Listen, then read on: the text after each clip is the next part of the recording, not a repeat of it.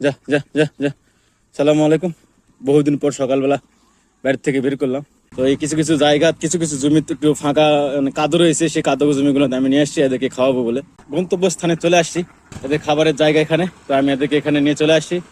আলহামদুলিল্লাহ, দেখে দেখা যাক। দু একটা জমি ধান কাটছে, দু একটা জমি পানি রয়েছে, সেই পানিগুলো অবশ্যই কিছু না কিছু খাদ্য রয়েছে। আর এদেরকে নিয়ে আমি চলে আসছি, এরা খাচ্ছে এখানে।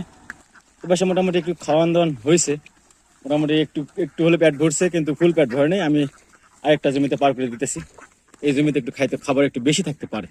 নাম, যা যা যা যা যা যা যা যা যা যা।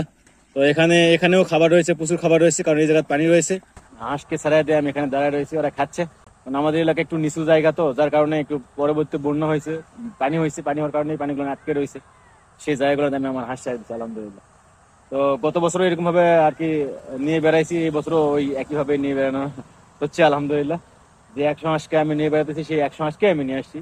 মানে এই হাঁসগুলো ওদের কাছ থেকে, মানে যে বেশি হাঁস আছে ওখান থেকে আর কি ভাগ করে নেওয়া যায়। তো ভাগ করে নেওয়ার পর ওখান থেকে আমি সকালবেলা ওদেরকে নিয়ে চলে আসছি। খাওয়া দাওয়া শেষ করছি, খাওয়া দাওয়া শেষ করে এদেরকে নিয়ে যাচ্ছি। এদের পেট মোটামুটি খুব ভালো ভরছে সবারই। এদের বাড়ি চেনা আছে, রাস্তাঘাট চেনা আছে, সবকিছু চেনা আছে। এবং গাড়ি ঘোড়া মানুষজন আসলে সবকিছু এরাই বোঝে।